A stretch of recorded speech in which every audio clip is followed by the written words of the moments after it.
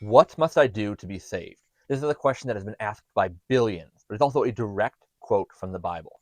The Bible gives us the question, and the Bible gives us the answer. This is found in Acts chapter 16, and it's said as the Philippian jailer asked of the Apostle Paul and Silas.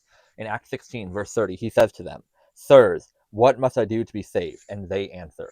They said, "Believe in the Lord Jesus, and you will be saved, you and your household." And they spoke the word of the Lord to him together with all who were in his house. And he took them that hour of the night, and washed their wounds. And immediately he was baptized, he and all his. And he brought them into his house, and set food before them, and rejoiced greatly, having believed in God with his whole household.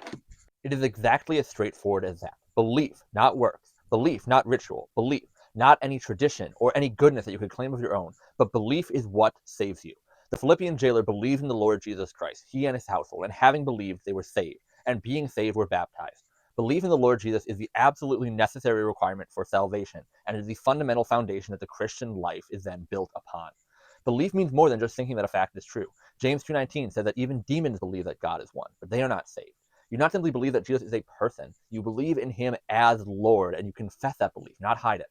Paul says in Romans 10, verses 9 and 10, if you confess with your mouth that Jesus is Lord, and believe in your heart that God raised him from the dead, you will be saved. For with the heart a person believes, resulting in righteousness, and with the mouth he confesses, resulting in salvation. The Christian life is built on that belief and confession that results in salvation, but it does not end there. As Paul says in Ephesians 2, 8 and 9, by grace we have been saved through faith, and that not out of ourselves, the gift of God, not as a result of works, so that no one may boast. Yet though our salvation is through faith, believing, the gift of God, we respond to the love that God has shown us, saving us from our sin by loving him in return. 1 John 4:19, we love because he first loved us. How do we show that love? Jesus Christ himself says in John 14:15, if you love me, you will keep my commandments. That is how we live the Christian life, obedience in love. Salvation is a gift freely offered. God will give to the one who thirsts from the spring of the water of life without cost. He who believes in Jesus Christ is not judged, yet he who does not believe has been judged already, because he has not believed in the name of the only begotten Son of God.